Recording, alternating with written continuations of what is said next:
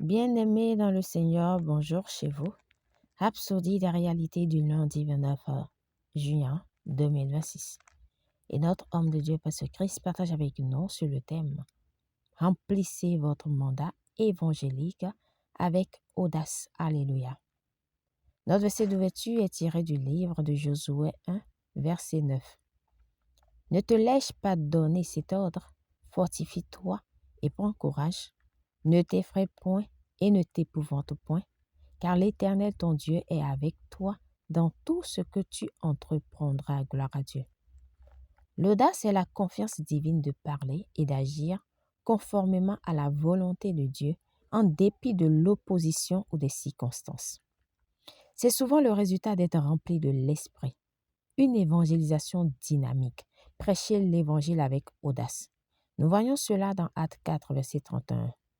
Les saints étaient tous remplis du Saint-Esprit et ils annonçaient la parole de Dieu avec audace, même face aux menaces et aux sévères persécutions. Comme nous en avons besoin dans notre monde aujourd'hui, l'œuvre du courage et de l'audace divin dans la prédication de l'Évangile. Une personne courageuse comprend que toute opposition est une opportunité de victoire. C'est ce que nous voyons dans l'Église primitive. Les apôtres n'ont pas reculé face à la persécution. Ils ont fait avancer l'Évangile avec une plus grande audace. Alléluia. Après avoir été menacés, ils n'ont pas prié pour être en sécurité. Ils ont prié pour avoir de l'audace. Et étant à nouveau remplis du Saint-Esprit, ils ont prononcé la parole avec audace. Actes 4, versets 29 à 31.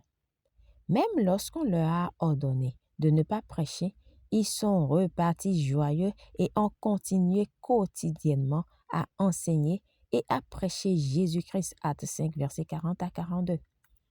Ils n'avaient pas peur des rois, des dirigeants ou de la mort. Ils étaient forts et très courageux. Dieu nous a donné le même ministère de réconciliation. 2 Corinthiens 5, verset 18. L'Évangile vous a été confié pour atteindre votre monde pour le Seigneur Jésus. Par conséquent, votre vie doit être tournée vers l'Évangile. Refusez de vous concentrer sur les petites choses de la vie. Paul a dit, c'est une nécessité qui m'est imposée, et malheur à moi si je n'annonce pas l'Évangile. 1 Corinthiens 9, verset 16. Cela devrait être votre conscience. Vous êtes un ambassadeur et un intendant des mystères de Christ. N'ignorez pas les pécheurs autour de vous. Ce n'est pas la volonté de Dieu que quiconque périsse. 2 Pierre 3, verset 9. Il veut qu'il soit sauvé et il compte sur vous.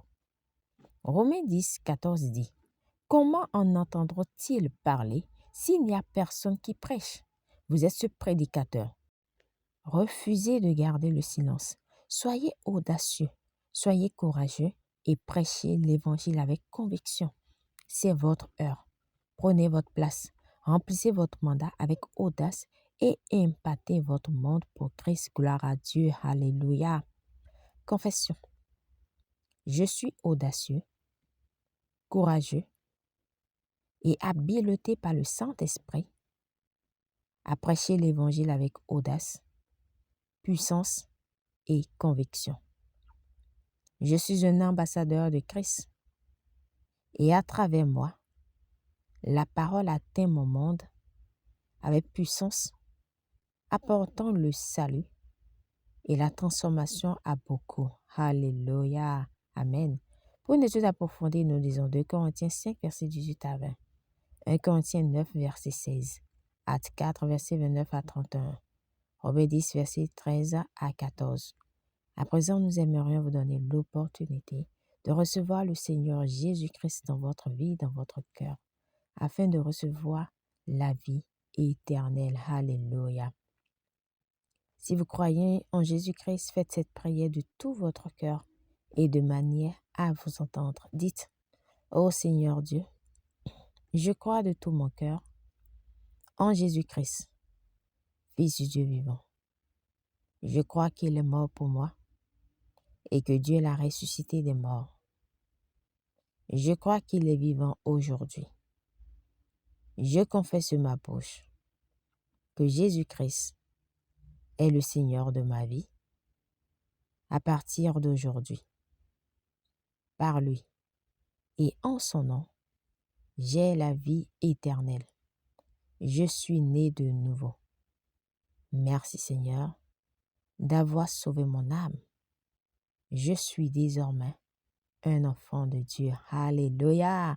Félicitations si vous avez fait cette prière, vous êtes désormais un enfant de Dieu.